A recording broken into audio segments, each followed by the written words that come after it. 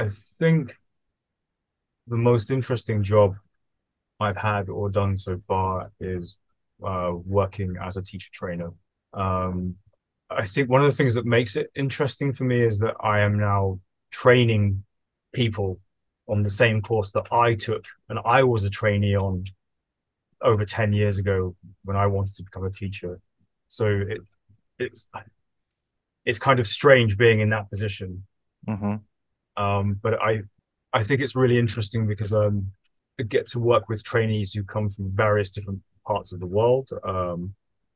Some have absolutely no experience in teaching at all, and some actually do have quite a lot of classroom experience, and but perhaps no experience in the particular methodology we use.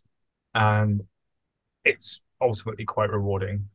You do see them change quite a lot from lesson to lesson, from week to week. It's quite intense.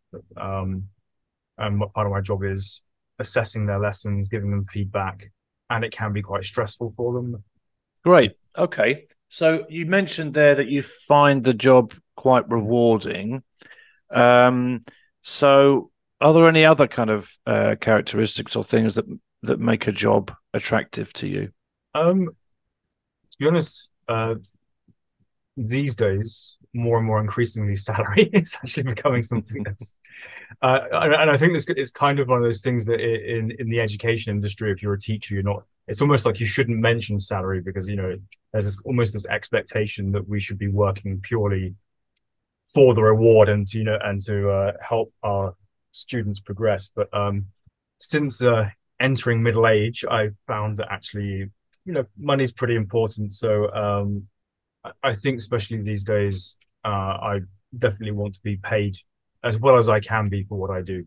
Hmm. So I know perhaps it's not the ethical teacher or trainer answer to talk about salary, but I do think it's really really important. So I would like to get paid well.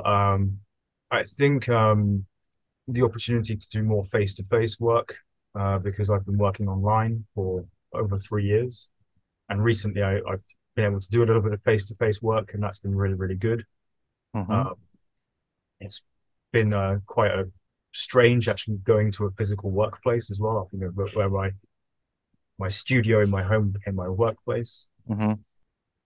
So I think, yeah, having a mixture perhaps of online and face-to-face work would make it attractive as well, and Hmm. decent salary, and and a variety of tasks. I think I'm the kind of person who kind of doesn't like to do the same thing over and over again. If you had the opportunity to turn back the clock, what career might you have followed and why? Well, if I could turn back the clock, I mean, you could go back to when you were 18, if you'd well, I maybe. think one thing what I would have done for my studies is a degree in sound engineering, Hmm. because it's something I got into in my late teens, early 20s, Hmm. and it's been you know from the point of view of being a hobbyist doing music production and audio engineering.